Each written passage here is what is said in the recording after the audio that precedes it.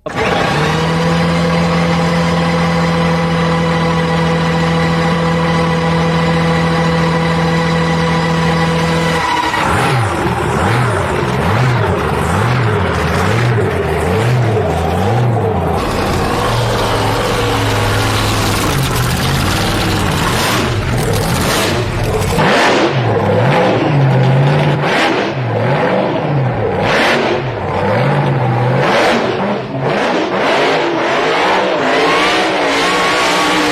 the pits, if you were waiting for the hot rods from hell to come out, your prayers have been answered. Here they come. Here we go, the hot rods from hell.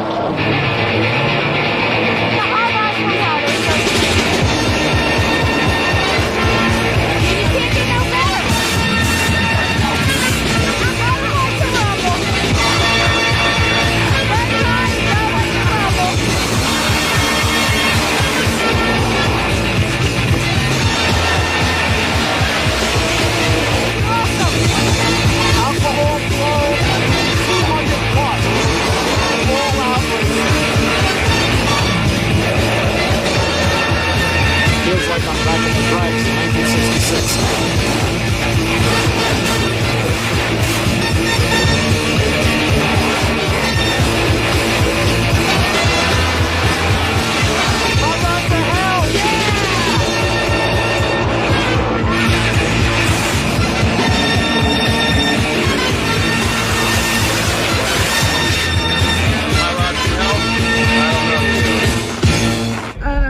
I have no idea. Hello and welcome to Old Bridge Township Raceway Park. I'm Dave Knapp for Summit Racing Equipment, and we want to welcome you to the old-time Drags and Rod Run here at RP, where you are going to see the hot rods from hell in just a few moments here. You can see it behind me, getting ready for round number 1 of competition. If you've never seen them before, they're pretty wild. 200 miles an hour, travel a quarter mile in 6 seconds. Short wheelbase cars means they move around a lot. Hot rods from hell, round 1 coming up right now. Ready to go in just a moment here. We are going to see Frank Schuster versus Emil Rolando.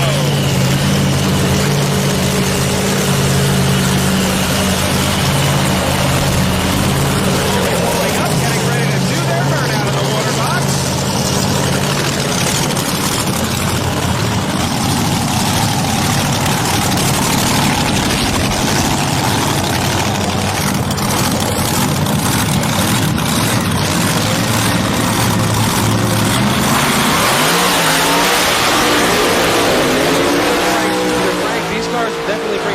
To the sport of drag racing, and I think the fan response is pretty good. I hope so. That's the whole reason why we're out here, is for the fans. We're out here to put on a show, entertain the spectators, and we really love doing it. The burnout's complete, as you can see from the tire marks on the quarter mile. Emil Rolando and Frank Schuster, they've done their burnouts here. The altercation of Schuster definitely getting loose. If you look at the groove on the track, he was all over the place on that burnout. As they now back up, they're going to back him up into the hot track. The tracks they just laid down with those big back tires. Emil Rolando in the right lane, the altercation, 32 Bantam. Best run of 6:58 at 2:08. Frank Schuster a little quicker for his best run, 6:50 at 2:09.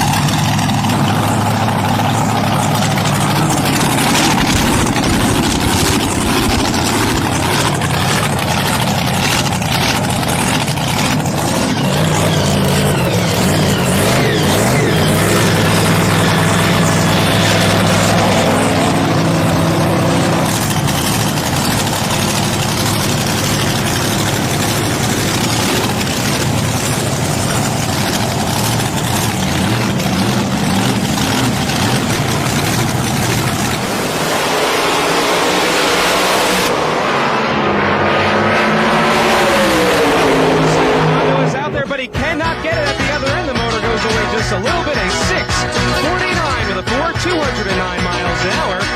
Goodyear Lane got it that time. The Hell on Wheels team coming back for the semifinal round goals for the big bucks. And in just a moment here, we're going to see Mark Turbold, the Iron Horse, 23T bucket, taking on Leroy Blackman in the Blue Moon 48 Fiat. They're under the tower.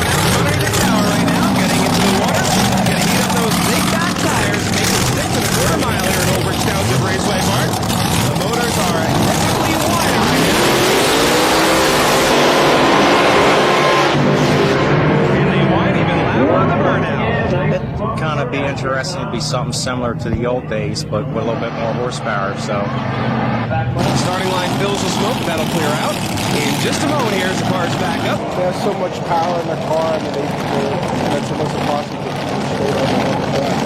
There's no prize for low ET, but it is pride, and definitely everybody wants it.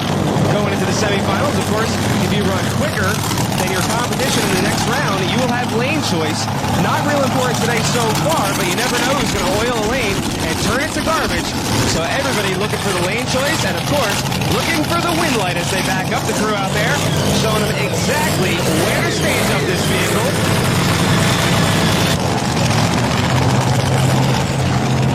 The final job of the crew is to back this car up, and then it will be all up to the driver. Leroy Blackman, the Blue Moon, who has run a best of 7:17, 195 miles an hour. Mark Herbel, the Iron Horse, definitely got an ET advantage, running a best of 695 at 195, with both racers looking for their first 200-mile-an-hour pass here at Old Bridge Township Raceway Park.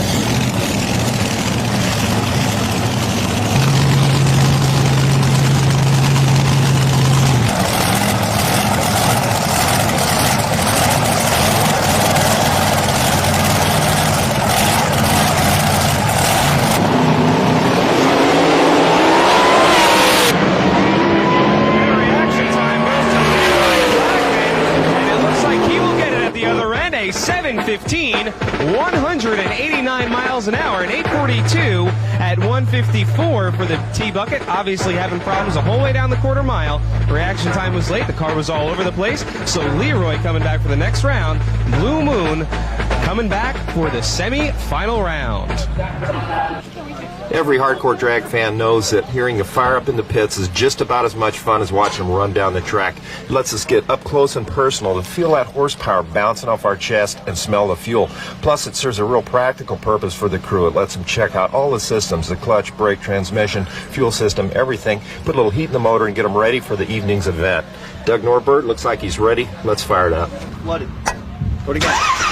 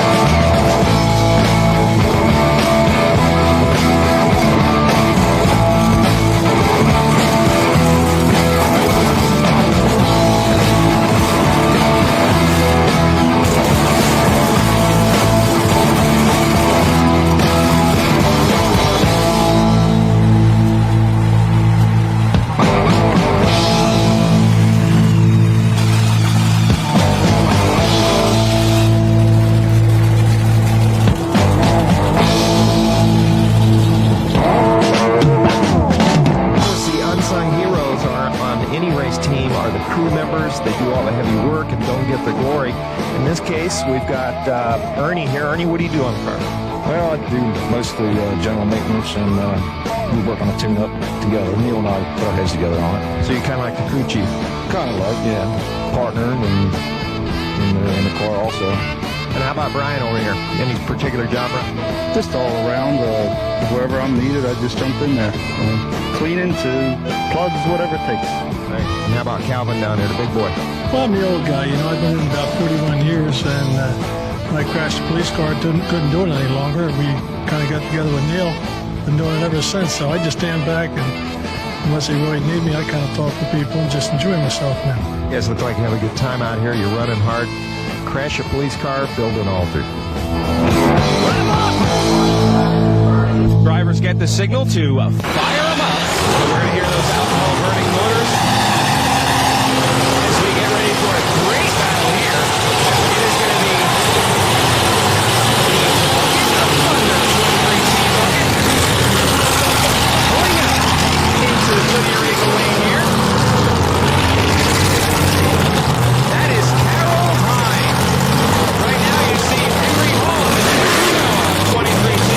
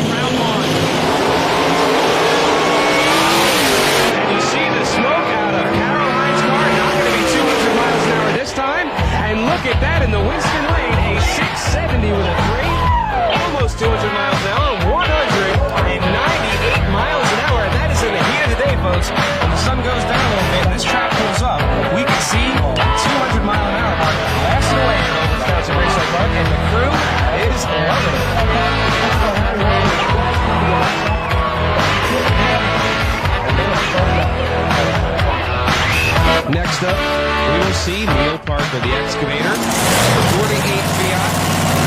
Listen to the numbers, and this car is already around 629, 222 miles an hour. He's going to be taking on Drew DeLevis, 32 Bantam, Rod from Hell.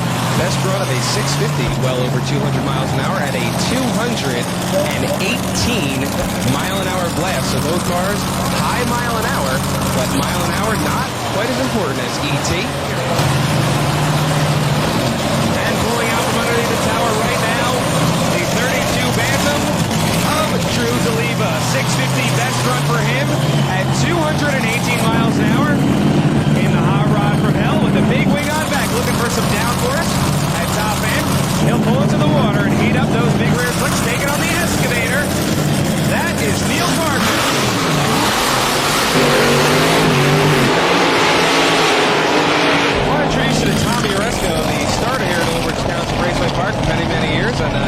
definitely seen the hot rods from hell grow and grow, but what's so different about these cars, especially the starting aspect of them? Well, the reason I like the hot rods from hell is that they are a short wheelbase car, and that you never know what's going to happen with them when they're going down the track. It's amazing. It's really a lot of fun to not only watch these guys, but to be involved in starting them. 40 Fiat backing up. 32 Vanderbilt crew Deliva also backing up. The crew going to walk out there and show them exactly where his hot marks are. They want to line them up exactly in those tracks. And look for just a little more traction. The groove is so important. As you can see by looking at the quarter mile, you can see that dark strip that runs down the middle of the quarter mile, and that is what the racers call the groove. If you're in the groove, you're good. If you're out of the groove, you're loose.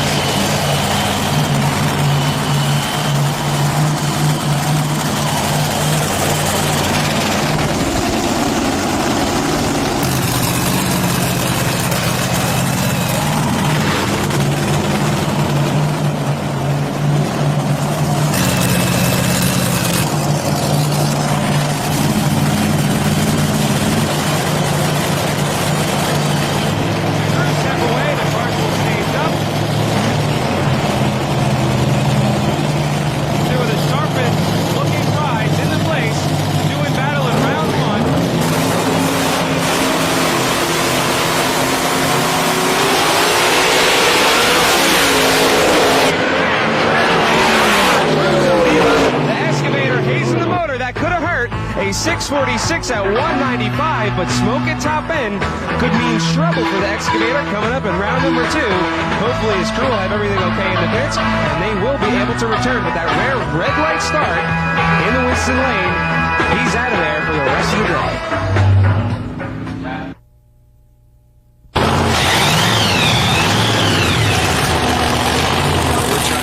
Down that track as quickly as possible and as safe as possible. The Hot Rods from Hell, we have one great group here, and we're just trying to put out a nice show for the people so they enjoy it.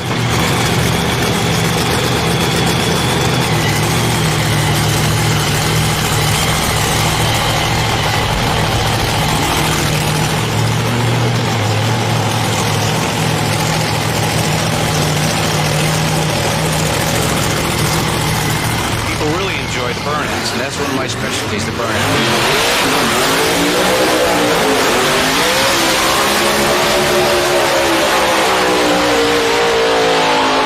Maryland's historic Cecil County Dragway. Tonight we're going to take you back in time down drag racing's memory lane, but it's definitely the fast lane. What kind of car is the Blue Moon, Leroy?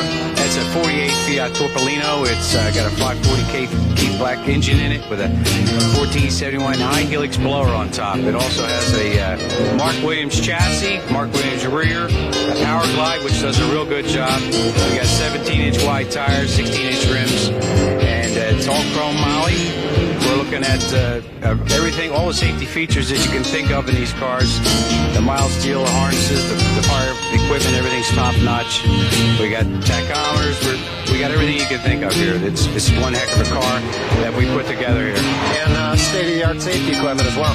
Yeah, we got to have the state-of-the-art. We're all certified through NHRA, and everything has to be right. The chassis has to be certified yearly. Our uniforms, our clothes have to be checked out. Safety belts that we wear have to be checked every 2 years. Everything has to be safety conscious. You know, you're doing over 200 miles an hour. It's your life in your hands and possibly somebody else if something happens. So we've got the old-style look, but the late-model equipment.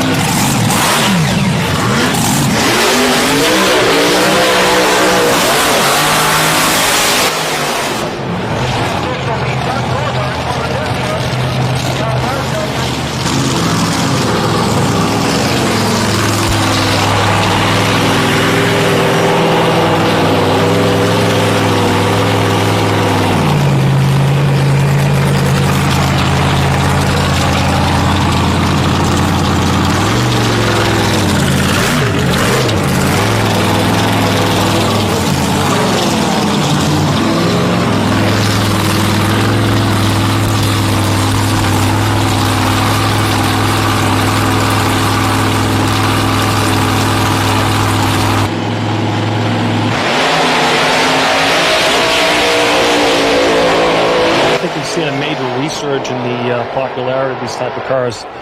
Basically through the California Hot Rod Reunion and events that are popping up like that, there's definitely a resurge. Scott, one thing that I know the fans are going to see tonight is real professionalism. You really push that. What are some of the things that you tell the crews to do out here? Well, the big thing with Hot Rods from Hell is to give the person that bought that ticket more than their money's worth. And we're into doing side-by-side long smoky burnouts and dry hops and things like that, like the old days when drag racing had some serious character, you know. And, we want to give them a good full pass side-by-side, mid-sixes, over 200 miles an hour. You like things that kind of get your blood pumping a little bit? I like things to move a little on the fast side. A little noise, a little action. You see this growing, the altered Hot Rod from Hell Tour? It's been growing since I got involved in it, and it seems to be the new wave. I mean, it's bringing back old drag racing like it used to be, with the safety aspect of the sport. You've got a lot of new equipment now. But boy, the cars are snazzy, and the groups are good. Tight-knit organization.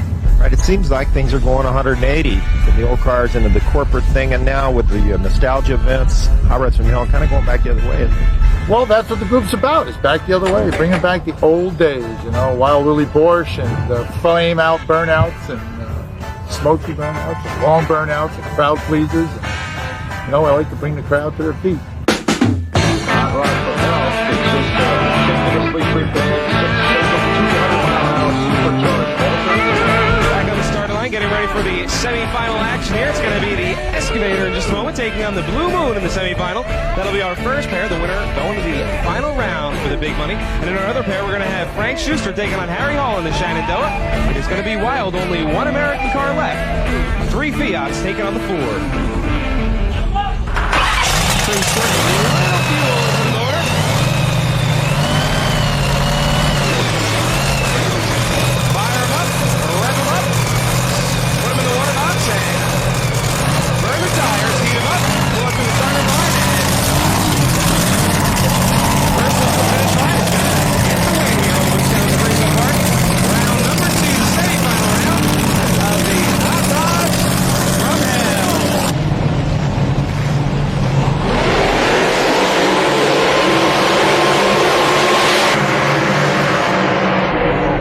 Of it and much better equipment, and because in the old days we had to make all our parts, and it was actually the Stone Age when we first started. I think our wheels was even square at the time. In the right lane, that is the Blue Moon 48 Fiat of Leroy Blackman. It's a really great group of guys. We all get along real well together. Everybody kind of helps one another. If somebody needs something, we help one another.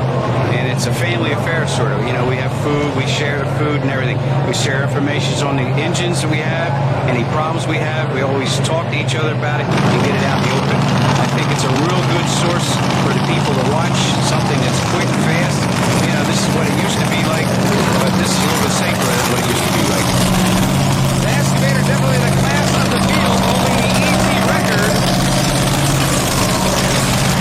We have got that of a 6:29, 222 miles an hour. Leroy Blackman of SDT all time of 717 at 195. Still trying to get that third. 200 mile an hour run is what happened here in the semifinal round.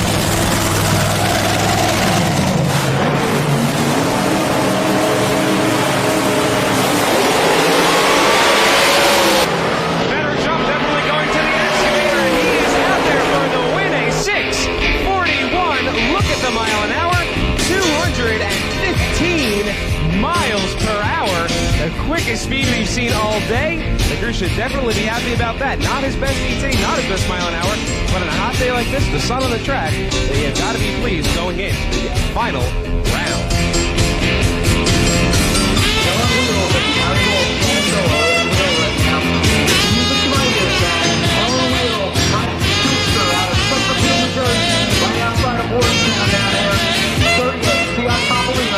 Let him up! Beautiful music going to come out of this final round. They get the signal, and here goes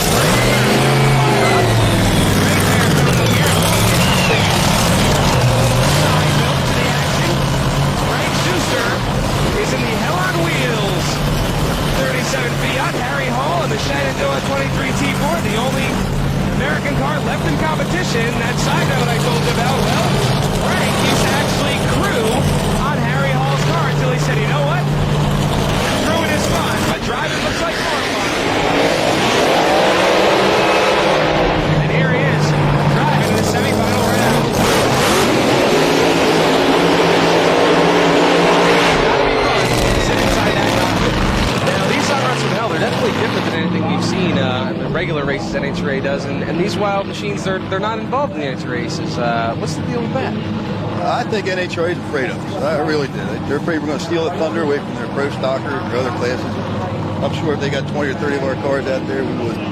Well, the fan support is definitely growing for these things. It's like definitely some big entertainment out of the grandstands. I mean, side-by-side races are fun, but when they're side-by-side and the cars are going side to side, it's definitely a lot of fun. Yeah, we try to put on a nice burnout, you know, and all we can do is put a good show on. Yep, well, definitely got some nice-looking cars, and definitely fun to watch out there. A little wild for some of those conservative folks, but I can tell you guys are having a good time. The fans definitely enjoy it. Final direction by the crew, showing them exactly where to go on the starting line, creeping up very slowly. Lining them up straight, because if you're not lined up straight, you're probably not going to go straight.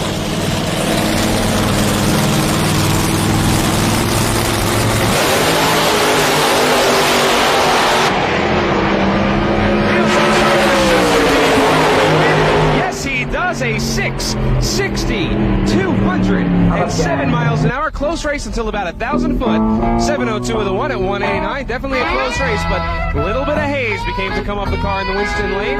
Do you feel like this group rank is a throwback to the drag racing of the 60s? Oh, absolutely. I think that's why Scott Jazak put this whole deal together, to give the fans a taste of what racing was really like back in the 60s, the days with Wild Willie Porsche and, the one-arm steering of the fuel altereds, and those guys were all over the track. And, we're out here trying to do the same type of thing and show the fans something that probably most of them have never had a chance to experience. I know myself, I never got a chance to see a fuel altered for real, So here we are doing it, giving them a piece of the 60s at least, and giving them a good entertainment. Definitely.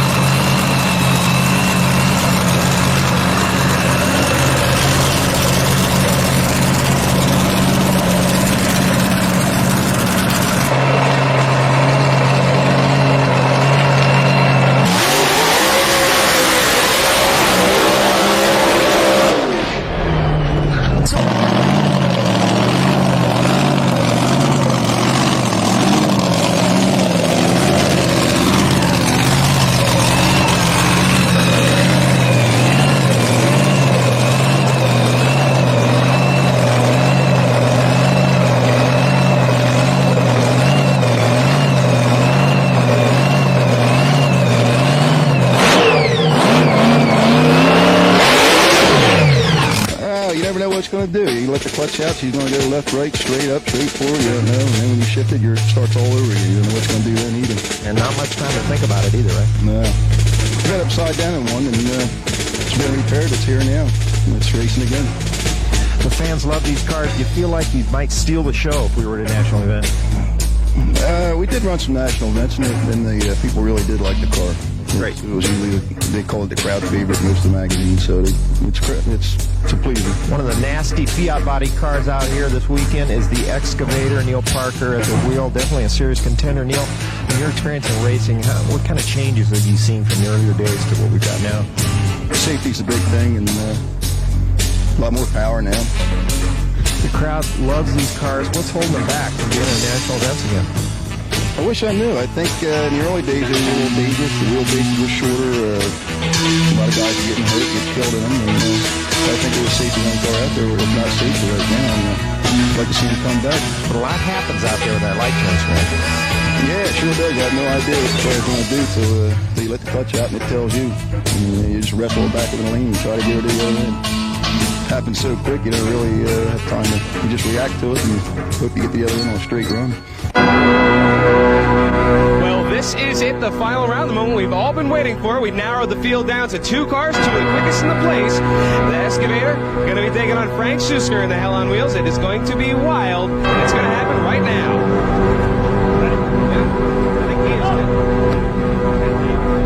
Well, they've gotten the signal to fire up. The Roasters underneath the tower. Great final round coming up, no doubt about that. Neil Parker has already gone 215 miles an hour. Frank Schuster is run a best of 208 so far. Final round should definitely be good as they pull into the water to heat up those big back slicks for the final round.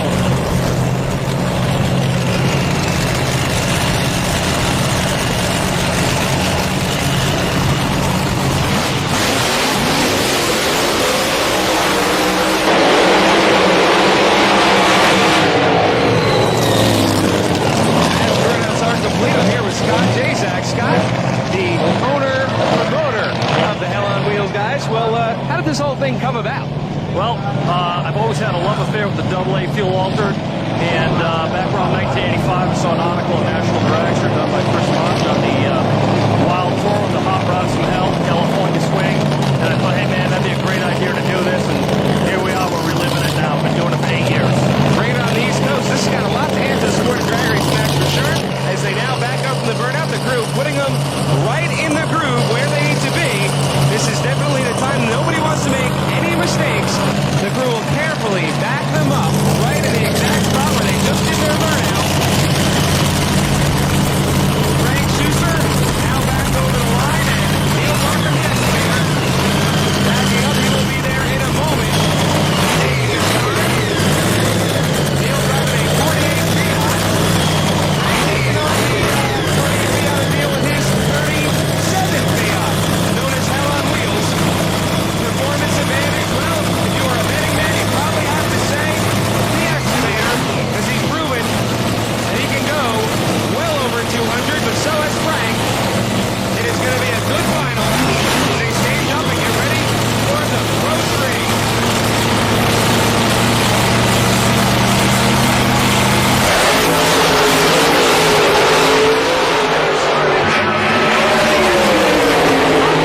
Yes, he does. And look at the mile an hour side by side. 200 mile an hour runs, a 627 to a 652. And look at the mile an hour, Scott. 217 to 207. Man, these things have really got some entertainment value to add to the sport of drag racing for sure. There's no question about it. It's an awesome final round, and man, this is pure drag racing entertainment. You said it. Wheels up the whole way and stabbing and steering, but nobody really wanted to get out of the throttle because they knew if they did, that 100th of a second would probably cost them the race. It's all time exciting. It keeps you on the edge of your seat, and there's no time for sitting and thinking because anything could happen. It's a lot faster than way back when.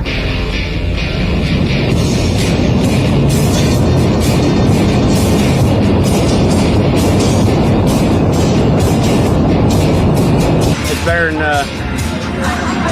going out and riding around in circles or going out and partying. Get to go fast. I can dream I'm in the car.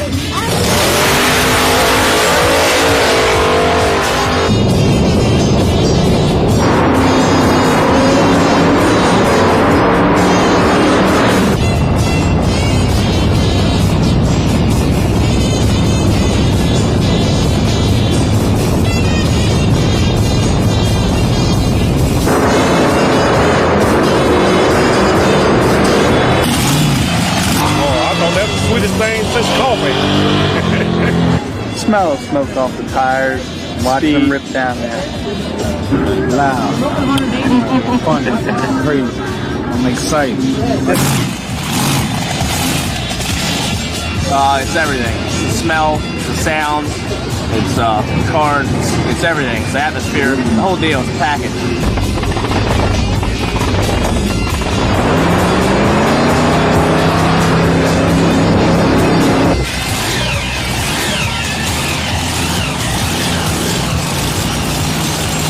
I like everything, man. The speed, the sound, the smoke. There's not one thing I don't like about it. It's a really rambunctious, a little cocky. Burnout's got to be the ultimate thing about them all, man. The smoke all in the car and everything. Something about the smell. Oh, I love rubber in the mornings. God, I love the smell of rubber.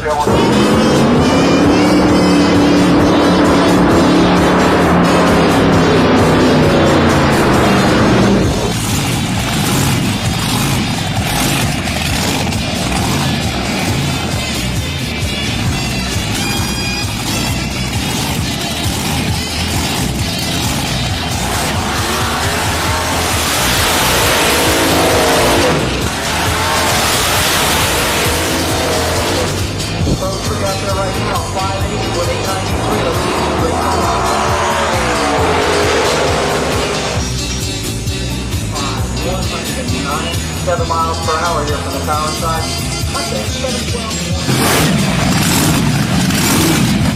They got pretty good drivers, I guess. The lead is the best part I like. It's about 5 Gs of acceleration.